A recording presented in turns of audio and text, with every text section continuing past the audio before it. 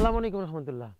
মৌমাছি যেমন ফুলে ফুলে ঘুরে মধু সংগ্রহ করে, ঠিক আমরাও বিভিন্ন অঞ্চলে বিভিন্ন জেলায় ঘুরে ঘুরে আমরা এই মৌমাছি সংগ্রহ করা মধুটি আপনাদের হাতে পৌঁছে দিই।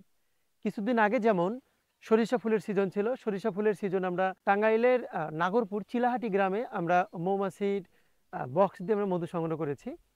এখন কালোজিরা ফুলের এবং ধনিয়া ফুলের সিজন শুরু হয়েছে। তো আমরা এই কালোজিরা এবং ধনিয়া ফুলের মধু সংগ্রহের জন্য আমরা নবাবগঞ্জের পাড়া গ্রামে আমরা এখানে অবস্থান করছি।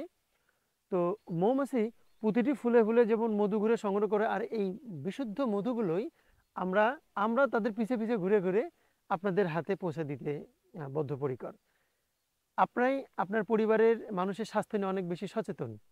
তো আপনার এই সুস্বাস্থ্যের জন্য আমরাও দায়বদ্ধ আপনাকে খাঁটি মধু আপনার হাতে পৌঁছে দেওয়ার জন্য।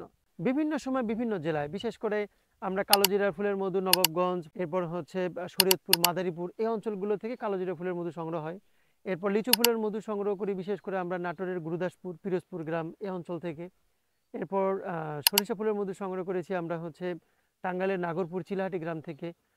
এই যে শীতের সকালে সবাই যখন ব্যস্ত আরাম করতে, সবাই যখন ঘুমে আরামে আপনারা আছেন, ঠিক আমরা এই সময় শীতের সকালে দেখেন কুয়াশাচ্ছন্ন সকাল, এই সকালবেলা আমরা কিন্তু মাঠে চলে এসেছি যে মৌমাছির মধুটা সংগ্রহ করার জন্য এবং বিশুদ্ধ মধু সংগ্রহ করার জন্য। তো বিশুদ্ধ মধু সংগ্রহের জন্য বা আপনার পরিবারের মানুষের স্বাস্থ্যের কথা বিবেচনা করে বিশুদ্ধ মধু পেতে অবশ্যই আমাদের স্ক্রিনে দেওয়া নাম্বারে কল করুন অথবা আমাদেরকে মেসেজ করুন।